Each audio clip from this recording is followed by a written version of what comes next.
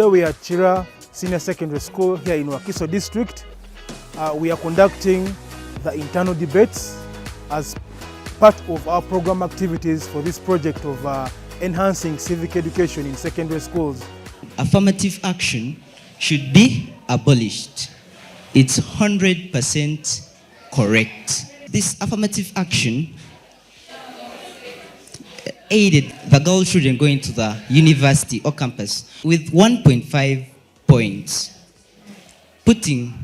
giving a heavy load on the boy children. If I'm at senior 6, even if I get something like 17 points, I'm not going to get the government scholarship, yet a girl who's not even focused on education will get the 1.5. Increased boy-child dropout cases.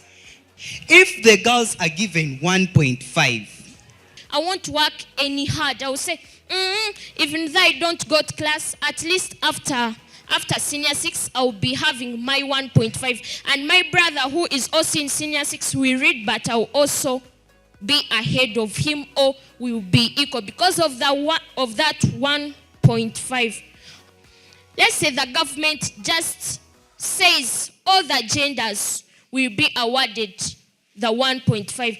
That would be, at least you would be making some sense. But for now, my side is saying affirmative action should be abolished. This has to be abolished for reason being that it really pains for you to put in more work, and by the end it seems effortless. You study in the class, you pay attention, you write the work, and by the end of the time you get 16. You're not gonna be easily given the scholarship by the government. But the girl gets 16, she's later added a 1.5 mark, then she's gonna be qualified for the university. You're being left down. That's not fair. How? Girls, yes, we accept that girls are neglected or they are given those house chores as say. But mind about boys. Boys also have some personal needs that they can't say out. If a girl can easily say out that, oh, I need a pad, a boy cannot say that I need an underpad. A girl will come out and say, yes, we are neglected, what. But a boy, if a boy goes to report that a girl is disturbing me, how will that look to the people? Also, boys need it because they work. Boys, there are some boys who work for their school fees, they are sent home, though they are seen as stupid or playful boys, but they work for the money they have here. Is promoting stereotypes, as many have been saying. In this case is that as people are having the mindset that girls are being helped due to their weaknesses, the affirmative action is promoting this in a way that even if a girl achieves anything, they will have a perspective that she was helped, yet girls are capable of making it. As I wrap it up, the affirmative action should be abolished, making it equal.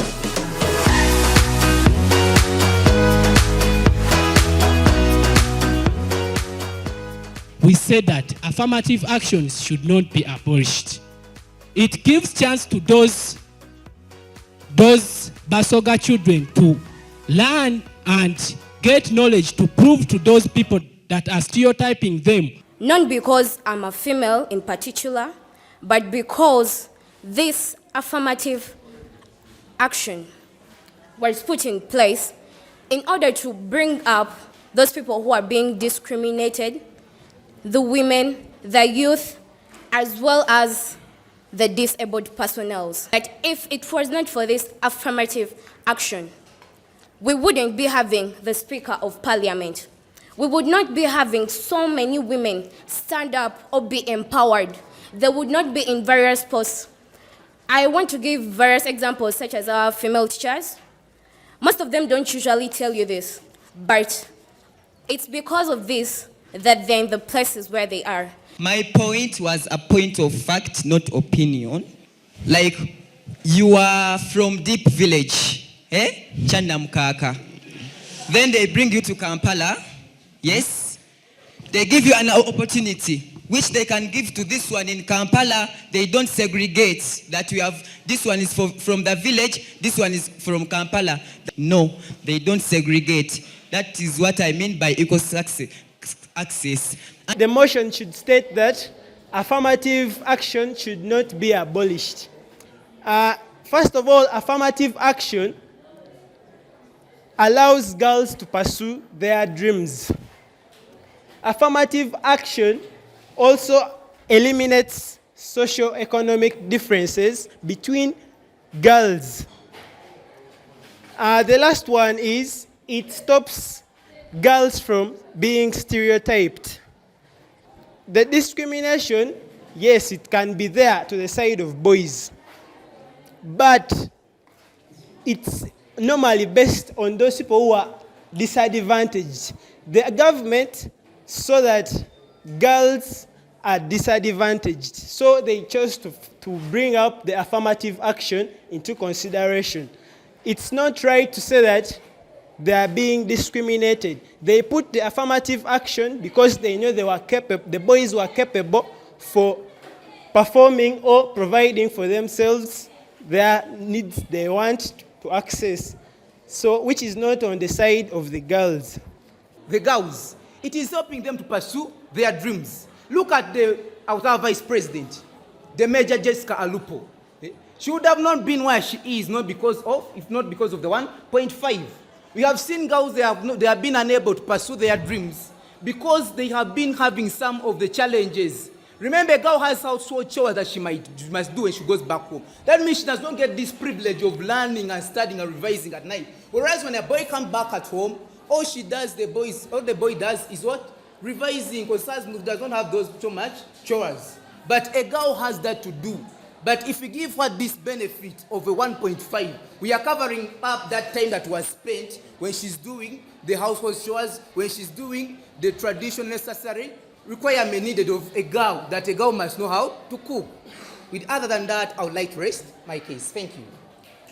At times, you don't have to say that your questions are going to be yes or no. You just have to ask closed-ended questions. Okay? So if, for example, you ask, are you a boy? You cannot, if you are not a boy, you can't say you are a boy. If you get, like it's automatic. If you ask a question like, are you dead? You're clearly not dead, okay?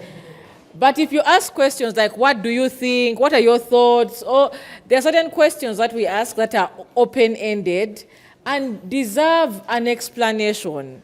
So if the sort of questions you ask deserve explanations, don't force yes or no, because then you're boxing someone into responses. But the other thing is that also you can't be demanding yes or no answers, and yet for your questions are very long. They're like a paragraph. Okay? Even I can decide to say, but for you, why isn't your question short? Why isn't it one line? You know? The other thing is, it's important that you listen and take notes. Just by looking at any of our notes, you can tell which person came and didn't know what they were saying, simply because we also failed to write what you were saying.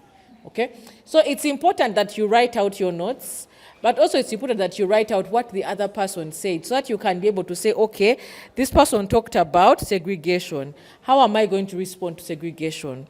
This person talked about tokenism. How am I going to respond to tokenism? If you don't do that, you're not good to remember everything. You will reach this table and you will forget.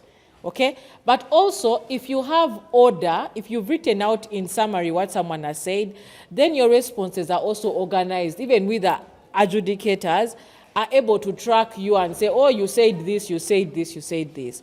So I think that is something you can still grow between today and next Friday when the finals come. But also, even if we have gone, I'd like to say that you're the first school to do its competition. So the other schools are yet to do their competition. So find time and continue to practice. Okay? Continue to practice. Because practice will make this perfect. Thank you very much. I'd just like to comment about the non-verbal communication. Non-verbal communication says a lot about us. When you're speaking, your hands, your eyes, facial expression, the way you pose, the posture that you have also communicates something about you. Now, it can show either your level of humility, it can talk about your level of tolerance, it can talk about, you are not actually minding about what the other person has said, you're just interested about responding. At some point, I feel like I saw a bit of harshness, but I'm glad that it did not happen again. But I wish you all the best. I think you did your best. Although it is the first time, you are doing very, very well. Can we clap for ourselves? We are building a culture of respect for human rights when you use Karl Popper, but also when you use Karl Popper, you are sensitizing yourself and others about human rights, because at all costs you have to do research to build also your speaking skills. People who have been here, you equate yourself to members of parliament, because when you look at our parliament, you have been seeing how the debates are being conducted. Are we together? So I am very happy that today we have kick-started and it has moved on well. Because what we are talking about here is not just for purposes of debating at school. Whatever you're raising are key issues of policy that the government can actually adopt. So I'm happy that we are having this topic in all the schools that we are going to be moving to. Through these debates, students are able to make research of current issues, both local and international. They're able to compare and to contrast issues that are of national importance. They're able to compare and research about scholars that have done a lot of work on civic education. So we hope and believe that by the end of this debating competition, the students in both the schools, in all the schools they're working in, would have gained a lot of confidence and knowledge on civic education. Now that Chira SS is done with their internal debates, we hope and believe that they're going to continue practicing this very interesting style of debating, the Karl Popper style, so that they're able to prepare and to do well the inter-school. Inter-school is where we shall have all the 3 schools coming here to Chira to compete and then to have a wonderful session with all of them here.